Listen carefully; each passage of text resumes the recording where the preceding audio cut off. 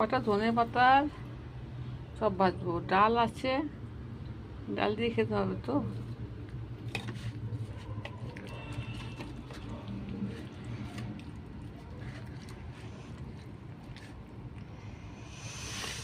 আরে দিয়ে দিলাম, পরে দেখাচ্ছি। একটা দিয়ে দেখিয়ে দিয়েছি, দেখুন উল্টিয়ে দিয়েছি, পরে আবার দেখাচ্ছি। দেখুন বন্ধুরা, আমার ধনে পাতার পকোড়া হয়ে গেছে। দুটো করেছি, হচ্ছে।